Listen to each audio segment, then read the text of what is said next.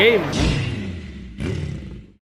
Good morning, good afternoon, and good evening kay Internationals. Kamusta po kayo dyan? Ito na naman po si Chris Calumbiran, ang inyong lingkod. Usapang Biyahero Tambucho Podcast. Nakikita nyo na naman po kung gaano creative ang ating mga setting ngayon. Nandito po tayo sa isang underground, undisclosed location dito sa Al-Ain. Walang iba kundi sa JR's Cafeteria o JR's Restaurant here in Al-Ain. The original branch is in Abu Dhabi. They were opened last 2016. Yan. Na-meet ko po talaga ang totoong JR na may-ari nitong ating munting location ngayon. Napakaganda, napakasarap. I-try nyo po yung bulalo at yung mami at ano pa. At marami pang iba. Napaka-authentic Filipino dishes. Yun. Sa ngayon po, napaka-special na araw at napaka-special na ride. Napag-usapan po namin na kailangan po ng tambucho na i-promote ang ating values, which is yung SCC, Safety, Camaraderie, and Collaboration. No? Kasama po dun sa ating camaraderie is with the family. So we have decided to do a family day. Dahil special ang ating episode today, special din po ang ating guest. Isang pahabol, isang kagilagilalas at hindik-hindik. Nakita nyo naman kung paano sumarago sa nakaw. Napakagaling po sa bilyar.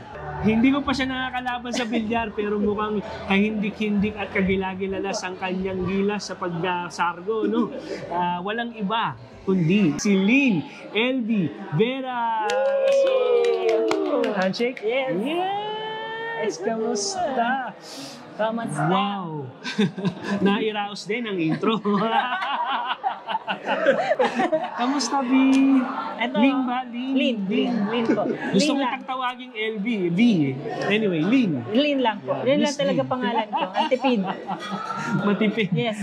Matipid sa syllables at matipid sa letters. Yes. L-Y-N, Lynn. Yes. Miss Lynn, kamusta naman ang iyong ride today? I-describe mo naman kung saan kayo dinala ng ating grupo. Ilan ba yung riders today? Okay, I'm not sure kung ilan yung riders today, pero madami kami. Mahigit kulang. Kulang. 30 or so na, 15? Mga 15 siguro. 15 riders. So, dalawa lang kami ni Isa, yung female rider din natin, isang female rider din. And from JLT, since base kami sa JLT, so nagkita-kita kami sa petrol station nearby the JBC, and then drive na to, diretso na agad, tuloy-tuloy na. Ay, sinundo kayo doon or? Nagkita-kita na lang po. Parang lahat kaming taga-JBC, nagkita-kita doon. Yung mga taga-JBC. Yes. Namumutakte ng mga riders sa mga JBC. Kailan kaya mamumutakte ang sentro, which is Burdubay, Satwa? Kailan kaya magkakaroon ng mga tambucho riders dyan, no? Calling all you. Lumipat na rin daw ako sa JBC, walang yun. Anyway, lipat na po kayo. Oo nga pala, no? Ito nga pala ang ating episode, continuation to ng ating series ng Lady Riders ng Tambucho. So ikaw yung pang-apat na installment. Malapit nang mabayaran ang utang ng installment, di ba? Okay. Forgives. Baka may gusto pang humabol dyan, itabi nyo na. So, Miss Lynn, yes, paano ka nakasali ng tambucho? Although, syempre, ilang taon ka na nga pala sa UAE? Okay, so 18 years na po 18 sa UAE. years? Yes. Wow. 2007. Huwag na tayo magbilang. Huwag na tayo magbilang. May na kasi sa mga tribe nga lang. Ika nga, what is your secret of being ageless? Don't celebrate your birthday so it won't add. Exactly. Ganun talaga. Miss Lynn, Stop na natin dun sa iyong yes, paboritong age. Ano ba yung paborito mong age? 18. 18 na! Ako 34. Bakit? Para 34 ever. Ay, wow!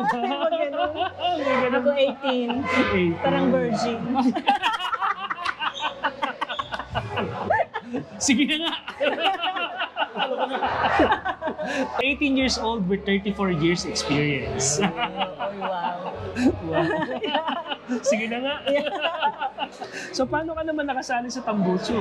Ayun po, so, nakapasa lang ako nung 26. Bagong-bago. Yeah, 26 ng January. And then, nagpunta kami sa isang shop kasi balak namin bumili nung protection vest. Right. Siyempre, nag-start na kasi mag-ride, so kailangan na ng mga protection vest. So, sabi ko, sige, daan tayo doon. So, may kakilala kami doon, which is si Chris.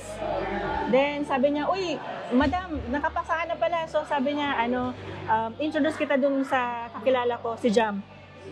Yun. Yeah, yun. So, Sa sabi CF mo to. Yes, CF mo to. Yun. Shout out.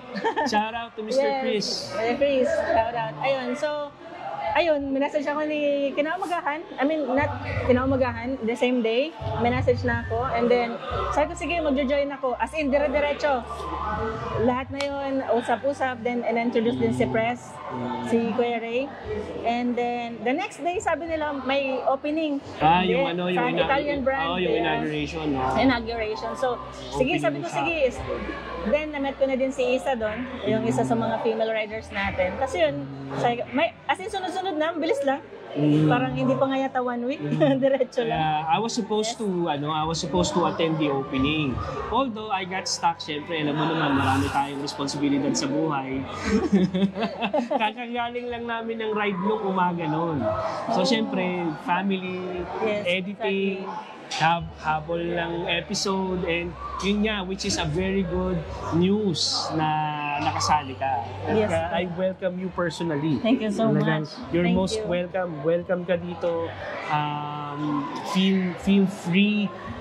Yun nga, kung may mga questions ka about technicalities, about riding and about motorcycles, huwag kang magmamadali. Collect mo muna yung mga informasyon na galing sa amin bago ka mag-decide if you're going to upgrade to your dream bike. Speaking of which, Next month? dream bike. Wala pong specific. 310, di ba? Naka-BMW 310 Naka-BMW 310 ngayon. So gusto ko kasi, i-enjoy muna yung 310 kasi syempre, sa Pilipinas, nagda-drive na din tayo. But then again, syempre iba din talaga yung driving dito sa Dubai. So most probably kailangan matuto muna or yung experience ba? To gain more experience dun sa everyday ride. And syempre, kapag mataas na agad na sisi yung bibiliin mo, I felt na baka hindi ko kayanin. Alam mo yun, yung baka masyak ako sa power niya. Actually, I agree to what you just said. In addition to that, maganda kasi na namnamin mo yung bawat power, yung namnamin mo yung bawat cc progressively para ma-appreciate mo yung iyong motorcycle journey. Yun din. Kaya kapag paldo ka na, meron ka ng anong tawag dito, yung tawag ng end game bike. End game, yeah. Di ba? End game bike. So ngayon, ano sa palagay mo yung pinaka-end game para sa'yo? End game bike. Yung pagka nabili mo na, hindi ka nabibili na kahit ano pang iba pang ito. Wala pa. Wala talaga. As in, wala talaga. Kasi when it comes to brand, so madami akong gusto eh. Right. I mean, marami talaga. So siguro, ang hahanapin ko is comfort. Since maraming long rides, like ngayon ginawa natin ngayon. So, mostly comfort. Siguro yun. Cruising. Right. Cruising or something. Pero mas kasi comfortable din ako sa sporty. Yung talagang hindi naboboring, gumagalaw yung kamay, left and right. Mas sanay If kasi you're ako. happy and you know, we clap your hands. Yeah. Meron ka bang unforgettable ride na masishare sa amin? Kasi sabi mo nga, nagra-ride ka na sa Philippines. Ano yung isang ride na natatandaan mo na talagang na-inspire ka? Actually, si Mama lang yun eh. Si Mama. So, like, nag-start kasi ako, it's like too young, like grade 6, nag-start na ako mag-drive. Since kasi si Papa, wala, as in OFW din si Papa. So, every time na umaalis si Papa, Tenga yung motor. We have RS-125 sa Philippines. And then, sabi ko noon kay Papa, turuan niya ako. But every 2 years, pag umuwi si Papa, lagi nakakaligtaan. As in, nakakalimutan na, okay, wag na lang akong turuan. So, kinuha ko yung mga estudyante ni Mama. Sabi ko, itulak niyo yung tricycle papunta sa para siyang bangin, pababa. syempre, Slope. yeah, slope siya. So sabi ko, syempre, walang tutulong sa amin paakyat kasi hindi naman umaandar yung motor. Sabi ko, Papa, please, turuan mo na kasi ako. Hanap si Papa, saan yung tricycle? Bali, nakakabit pa siya sa sidecar. Sabi ni Papa, sabi ko kay Papa, andun sa tulay, di mo kasi ako tinuturuan eh. Siguro. Blackmail. Yeah, so sabi ko kay Papa, turuan mo na kasi ako kasi paalis ka na naman, hindi mo naman ako tinuturuan. Anyhow, to cut the story short, naturuan ako ni Papa. Hanggang vulcanizing naman. Wow naman. Yung naglalagay nung, di ba? Yung mga tube, Yes, mga and tube the tires dyan, meron nilalagay- tayong vulcanizer. Hanggang Meron na tayong vulcanizing tinuro ni tapal-tapal. Papa. And the best advice siguro na nabigay sa akin ni Papa is, wag daw aabusuhin yung bike. I mean, kung ano lang yung halimbawa hindi mo siya itataas ng gear yung or rev. low, hindi mo daw siya hindi mo siya pwedeng paglaro. I mean, hindi mo siya ano bang term doon? Over it. Yes, over. At dahil Yes, dyan, again. meron tayong sponsor. Tire repair kit. Para sa'yo. Oh my God. May tubeless. Pang tubeless. Kilala. Pang tubeless. Okay. So, moving on. Dahil nga syempre, alam natin na ikaw, isa ka sa may mga mahabang experience sa pagmumotor, no? Kasi ako, nagsimula lang ako, recently, 2022. Ano yung pwedeng ma-advise sa mga aspiring members na gustong sumali, babae man o lalaki, doesn't matter. Ano yung ma-advise mo sa kanila kapag kung gusto man nilang magmotor? Yun. So, sa mga babae out there or sa mga aspirants, let's say male or female, first, you have to learn slow. Sabi nila, mahirap kasi may clutch or declutch or nakakatakot, but then if you ride slow and alamin mo yung capacity mo while you are just starting, and then you have to know when ride on your pace. Yes, ride on your pace.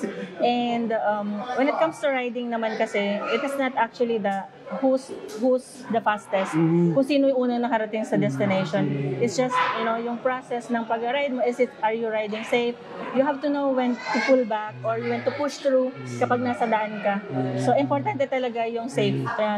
Kasi hindi lang naman dahil sinasabi natin na dangerous yung pagmamabilis. Yeah. Katulad ng sinasabi ni Lane, kailangan mong malaman kung kailan mo kailangan magmadali. Yes. Di ba? To push through. Slow is fast. Slow is smooth. Slow, smooth. Yeah. Yun. So, invite mo sila sa pagsali sa Tambucho, no? Yes po. Mga kabayan, mga kabayan sali na po kayo sa Tambucho Rider. Especially sa mga babae, marami dyan for sure na mga gusto ding mag-rides and wala lang time or drive at your own pace. Welcome po kayo sa amin. Welcome po kayo dito. Yun nga, dahil nga dyan, no, please visit our website, www.tambucho.com and join us. We promote our values, SCC, safety, collaboration, and camaraderie. Yan, hindi lang po pagmamotor ang natututunan natin dito, no? Pati yung professional collaboration, yung naghahanap ng work or naghahanap ng trabaho, networking din. Yan, kasi we are a group of professional riders, professional here in UAE. Yes. Marami pong mga professional staff na members na kasali po. Yan.